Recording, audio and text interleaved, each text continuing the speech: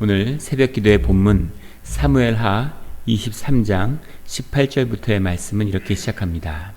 또 수리아의 아들 요압의 아우 아비새이니 그는 그 세 사람의 우두머리라. 수리아의 아들 요압은 다윗의 시대에 함께했던 다윗의 군대 장관이죠. 또 개인적으로서는 다윗의 조카이기도 합니다. 다윗의 가장 큰 누이의 자녀들이죠. 이 형제들이 다 용사였는데 그 요압의 아우인 아비새이니 그는 세 사람의 우두머리라. 그 세 사람이라고 하니까 정관사가 붙어 있으니까 누구나 다 아는, 그냥 그 세 사람 하면 다윗의 시대에 모든 사람이 알고 있는 그 세 사람이라는 거죠. 그런데 그 세 사람이 누구였는지가 좀 견해가 엇갈립니다. 한 견해는 아소보암과 엘리아살과 삼마 이 세 사람, 1월의 장관과 2월의 장관과 3월의 장관 채번제에 의해서 12개로 나누어진 부대가 한 달씩 근무했는데 그 한 달씩을 지휘했던 1, 2, 3월의 장군이었던 이 아소보암, 엘리아살, 삼마 이 세 사람을 이끄는 자가 아비새였다. 이렇게 보는 견해도 있고, 아비새와 분하야와 또 한 사람의 이름은 밝히지 않았어요. 성경에 나오지 않습니다. 요압은 아니죠. 그런데 그 늘 얘기하는 세 용사, 가장 앞에 있는 그 세 용사 중에서도 아비새가 제일 우두머리였다. 이렇게 받아들이는 견해도 있습니다. 그런데 가장 대부분은 이제 그 아비새, 분하야와 같은 그 용사 세 사람 중에서도 아비새가 더 그걸 이끄는 사람이었다. 이렇게 보는 분들이 더 많죠. 근데 어쨌든 중요한 것은 아비새가 이 누구나 인정하는 그 세 용사, 여기 나오는 30용사라고 흔히 불렸지만 정확히는 38명입니다. 여기는 37명의 이름이 나와 있는데 그 30용사 중에 세 용사, 그 중에서도 그를 이끄는 그 머리된 자가 아비새였다. 이런 얘기죠. 그가 용맹하고 그가 창을 들어 300명을 죽이고 세 사람 중에 이름을 얻었으니, 이 말은 아비새가 군대의 지휘관이었을 뿐 아니라 직접 나가서 싸움을 직접 싸우는 그런 용사였다 하는 것을 이야기하고 있죠. 그는 세 사람 중에 가장 존귀한 자가 아니냐. 그가 그들의 우두머리가 되었으나 그러나 첫 세 사람에게는 미치지 못하였더라. 그러니까 이 견해대로 보면은 첫 세 사람 앞에 나왔던 그 세 사람에게는 또 능력이 미치지 못했다. 이런 얘기죠. 20절에 또 갑셀 용사의 손자 여호야다의 아들 분하야이니, 분하야는 여호야다는 제사장이죠. 제사장의 아들이고 그는 그렉과 블렛의 대장, 근위대를 인도하는 그런 장군이었고, 그리고 솔로몬 시대의 군대 장관으로 솔로몬 시대의 영광을 함께했던 그런 용사죠. 그는 용맹스러운 일을 행한 자라. 일찍이 모압 알리엘의 아들 둘을 죽였고, 모압 알리엘이 무슨 뜻일까? 이것도 여러 견해가 있는데, 모압의 아리엘이 모압의 왕의 이름이었다라고 보는 사람들이 있습니다. 그런데 모압 왕의 이름이 아리엘이었다는 다른 어떤 기록도 없죠. 아리엘을 말 그대로 신의 사자다 이렇게 보는 견해도 있습니다. 천사들의 그 등급 가운데도 아리엘이 있죠. 그래서 아리엘은 전통적으로 하나님의 메신저, 사자를 지칭하는 말인데, 모압의 아리엘의 아들이다. 이것은 흔히 아주 맹렬한, 아주 대단한 용사들을 지칭할 때 그걸 부르는 호칭으로, 우리도 그런 얘기 하죠. 무슨 야구 선수인데 바람의 아들, 이런 식으로 호칭을 붙이는 것처럼, 야신, 이렇게 이름을 붙이는 것처럼, 이 세상 사람이 아니야. 너무 뛰어난 용사이기 때문에 이렇게 이름 붙일 때 붙이는 용사의 이름이 아리엘이었다는 거예요. 그리고 그것은 후대 중세와도 중세 아랍 민족들, 이런 사람들에게 용사나 장군들을 지칭할 때 그 사람들을 아리엘의 아들이다. 이렇게, 아리엘은 아니고 아리엘의 아들이다. 이렇게 호칭하는 게 있었기 때문에 모압의 용사다. 하지만 아리엘의 아들이라는 이름이 붙였을 정도면 얼마나 대단한 용사들이었는가 하는 걸 보여주는 거죠. 그런 아리엘의 아들 둘을 무찌르고 죽였을 만큼 탁월한 용사였다는 거죠. 또 눈이 올 때 구덩이에 내려가서 사자 한 마리를 쳐 죽였으며, 이 근동아시아에 사자들이 살았는데 아시아뿐만 아니라 유럽에도 그 유적에 보면 사자들이 유라시아 대륙 전체에 걸쳐서 살았다고 그러죠. 지금은 다 멸종했지만, 근데 이 사자들이 두 가지인데, 하나는 겨울이 되면 눈이 내리고 또 이제 먹을 게 없어지고 그러면은 인가로 내려오는 거죠. 산에 먹을 게 없으니까. 또 하나는 사자들이 나이가 먹어서 숫사자가 자기 무리를 떠나게 되면, 그러면 암사자들이 사냥하던 걸 숫사자가 먹었는데 이제 혼자 있으니까 사냥의 능력은 떨어지고, 그런 숫사자들이 이제 민가로 내려온다는 겁니다. 그 민가로 내려오니까 그 사자들이 사실은 그런 젊은 용맹한 사자들은 아니죠. 힘도 떨어지고, 하지만 사자는 사자죠. 그래서 그 무시무시한 사자가 민가로 내려오는 것이 얼마나 두려웠겠습니까? 요즘도 내려오면 무서울 거예요. 총이 있어도. 근데 그 시대에는 사자 같은 게 내려오면 정말 두려웠겠죠. 그래서 마을 주변에 구덩이를 파가지고 그 사자들이 들어오는 걸 막으려고 이제 덫을 놓는 거죠. 근데 그 안에 사자가 빠졌다는 겁니다. 그 사자가 빠졌으면 사자가 안에서 막 울부짖고 얼마나 무섭겠어요. 그러니까 사자를 처리해야 되는데 그 사자를 처리하기가 어려운 거죠. 근데 그 구덩이에 내려가서 사자를 직접 잡는 자, 그가 분하야였다는 거죠. 분하야는 집안도 명문이고 아주 지략도 뛰어나고 거기다 개인적으로 용맹도 갖춘 그런 사람이었다는 겁니다. 21절에 또 장대한 애굽 사람을 죽였는데 그의 손에 창이 있어도 그가 막대기를 가지고 내려가 그 애굽 사람의 손에서 창을 빼앗아 그 창으로 그를 죽였더라. 애굽과 전쟁을 할 때는 같은 평행절인 역대상에 보면 5척 반, 요즘으로 하면 한 2m 30되는 용사가 있었는데 그 사람을 막대기로 해치웠다. 이런 기록이 나오죠. 이것은 젊은 날의 다윗을 연상시키는 분하야가 하나님이 함께하는 자였다라는 사실을 보여주고 있습니다.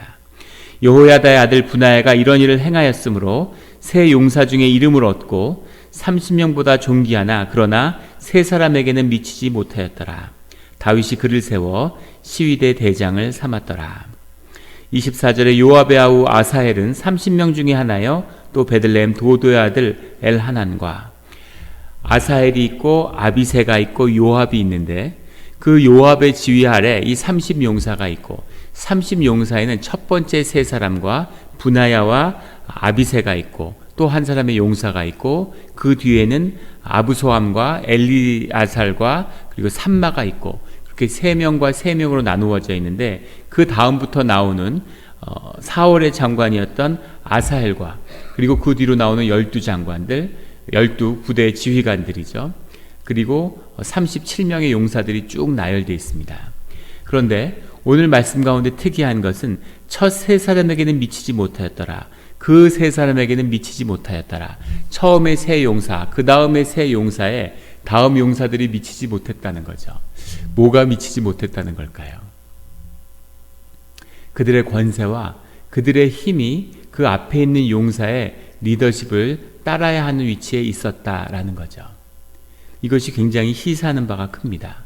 그 개인의 역량을 보면 분하야가 최고인 것 같아요.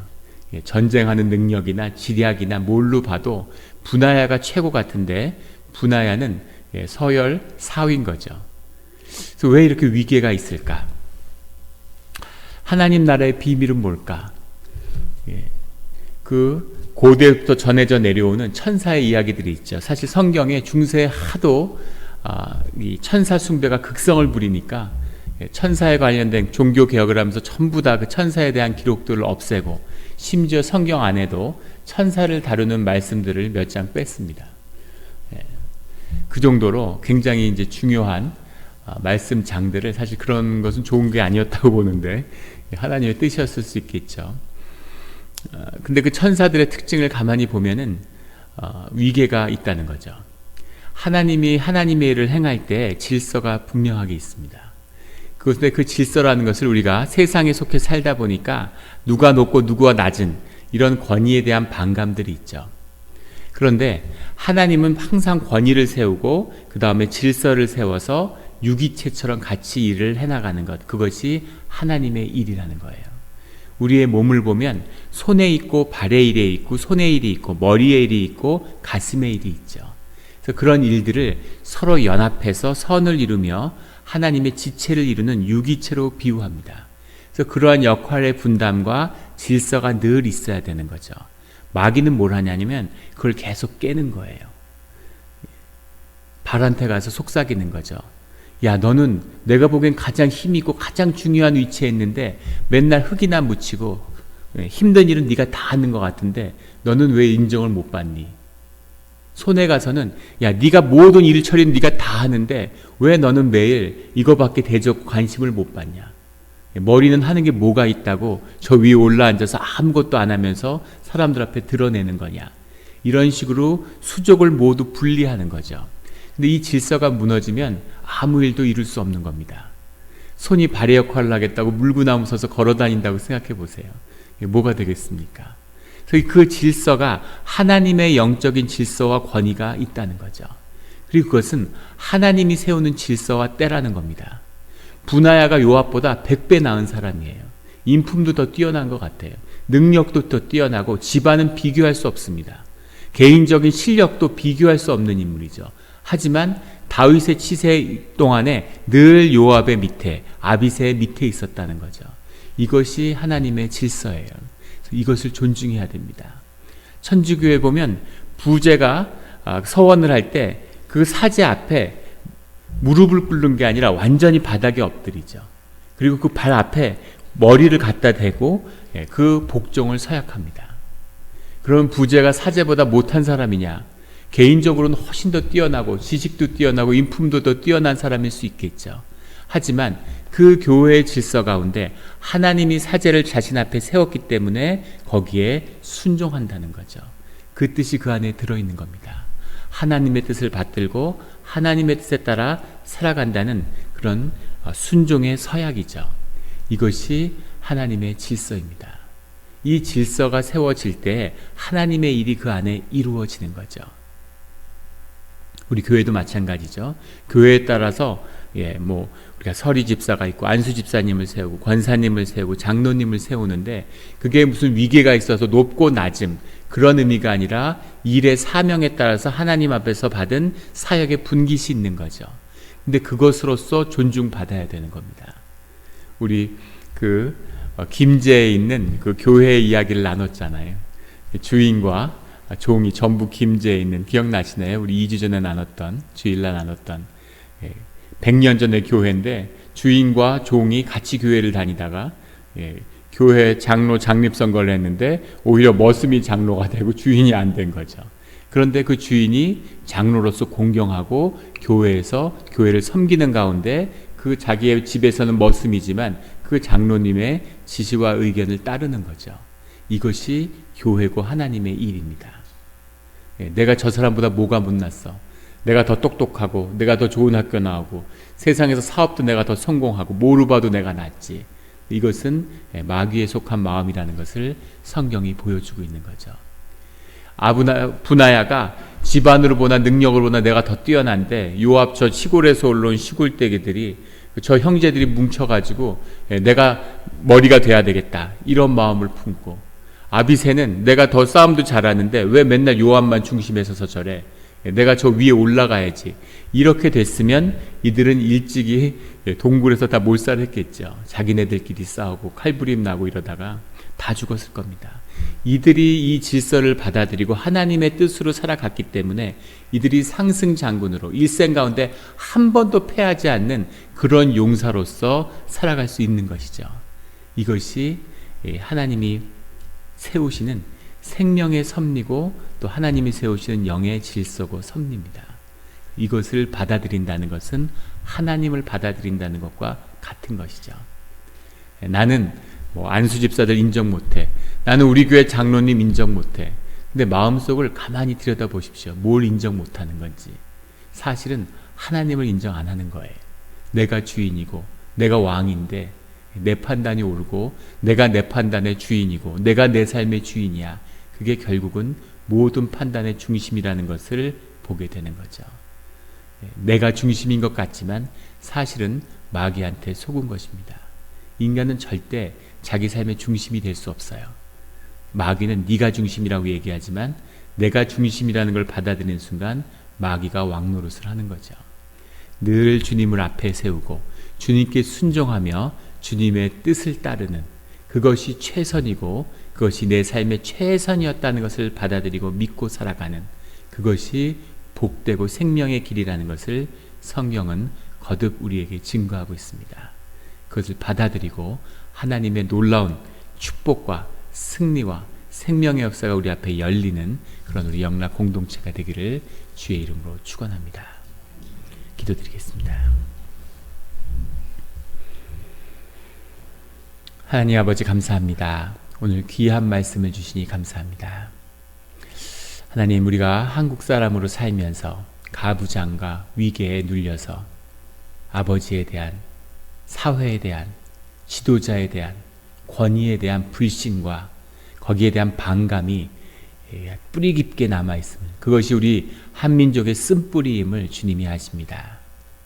그게 싫어서, 그런 게 미워서 이민 왔는데 한국인이라 한국교회에 또 나오고, 한국의 그 문화가 싫어서 그런 것 때문에 교회에서 싸우는, 서로 갈등하는 그런 모습을 수도 없이 보면서 여기까지 왔습니다. 주님, 하지만 세상의 모든 권위는 주께 속한 것임을 오직 주님이 세우시며 주님만이 그 권위에 생명을 불어넣으시는 것임을, 우리가 주님의 지체를 이루는 것이 하늘의 질서가 우리 가운데 이루어지는 것임을 말씀하여 주시니 감사합니다. 주님, 오직 주님을 믿으며 주님의 섭리 가운데 주님의 질서를 따르는 그런 우리 모두가 되게 하여 주시옵소서. 이제는 내가 왕노릇해서는 인생에 되는 것이 아무것도 없었음을 수많은 실패를 통해서 압니다. 이 어리석은 짓을 반복하지 않게 하시고 주의 이름으로 끊어버리며 이제 주님의 일이, 주님이 이루시는 일이 한번 우리 삶 가운데 이루어지는 그런 길을 가게 하여 주시옵소서. 감사드리며 예수 그리스도 이름으로 기도드렸습니다.